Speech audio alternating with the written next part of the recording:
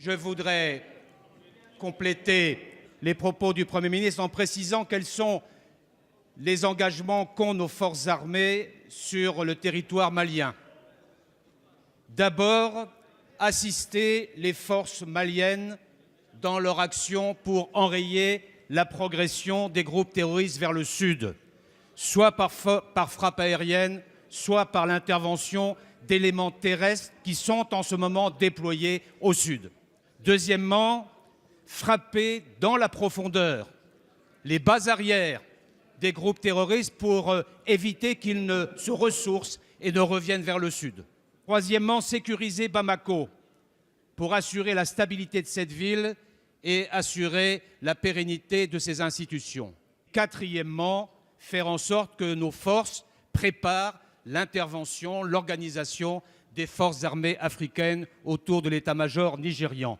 Ce déploiement, ces actions sont en cours et je voudrais saluer la qualité et le professionnalisme de nos forces qui, 5 heures seulement après la décision du président de la République, ont été capables de frapper immédiatement.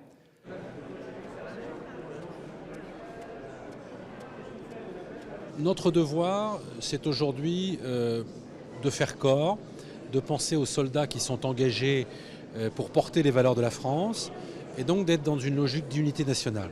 En même temps, notre devoir de parlementaire, c'est demain d'interroger le ministre de la Défense, d'interroger le Premier ministre sur un certain nombre de questions qui ne sont pas négligeables, sur les questions de soutien logistique, les questions d'alliance, les questions juridiques, le cadre juridique de cette intervention.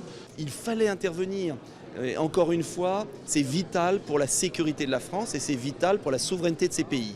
Mais si on veut aller un peu plus loin, encore une fois, j'aimerais qu'on sache qui finance l'armement de ces terroristes, de ces combattants, parce que j'ai le sentiment qu'on ne sait pas encore tout et il faudrait que la France mette sa politique en cohérence. On ne peut pas d'un côté combattre ces terroristes islamistes au Mali et de l'autre les aider en Syrie. Donc la question elle est de savoir aujourd'hui quels sont les buts de la guerre qui doivent être définis et précisés. Est-ce qu'il s'agit simplement d'arrêter les milices et les islamistes ou est-ce qu'au contraire il s'agit de reconquérir le Nord Mali? S'il s'agit de reconquérir un territoire, ce n'est plus du tout la même guerre, ça ne durera pas des semaines mais ça durera des mois.